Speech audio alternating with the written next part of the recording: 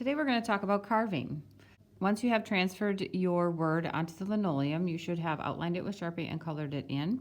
Your name and class code should be on the back. Then you are ready to carve. When we carve, we are cutting away the negative space, which is white on this linoleum. There are a couple of tools that I grabbed. This one here is a number 2. This, if you look at it carefully, you can see it's a V shape, but it's very thin at the bottom, so you can get nice small details. I would probably start with a number 2 whenever you begin. The first thing you're going to want to do is outline your letters. And remember, you're taking away the white and leaving the black. This other one is a number 5. And if you look at this one, you can see how it's more of a U shape and it's a lot wider. So this linoleum cutter will take up more at one time than this one. To begin, you want to make sure that you are always holding the linoleum close to you and you are working away from your hand.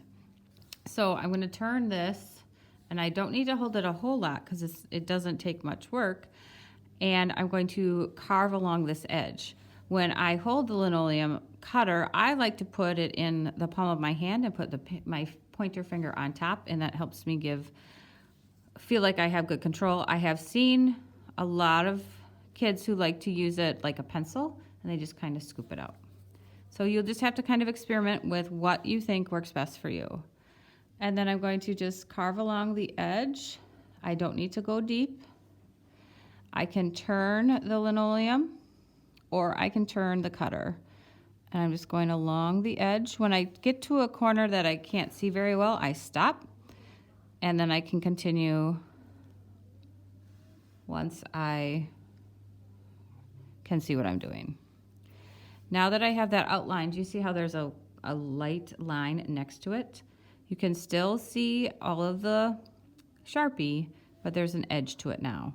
This is sort of like when you color with marker, where you outline the edge so it gives you sort of a stopping point. You want to do that when you carve as well. And you would go around and outline all of the letters, or just the letter that you're working on, or it could just be the space that you are planning on cutting out. So I'm just continuing a little bit more here. You might find that it sticks a little bit and you'll have to pull it off. Now I'm ready to carve out this space. But if you see how thin this line is, if I carved out this whole space with that thin cutter, it would take me a really long time. So I can use the bigger cutter and I can take out more at one time. So I'm going to sort of scoop out this piece, and you can see the difference in size. This one is 1 with the number 5, and this is 1 with the number 2. Okay, so I'm just taking out a lot more material. You want to be careful with this though. If you don't have enough room in the area that you are carving, you can cut out more than you want on accident. And if that happens, there's really not much you can do about it. You're sort of just like, you got to live with it. You just say, oh well, and move on.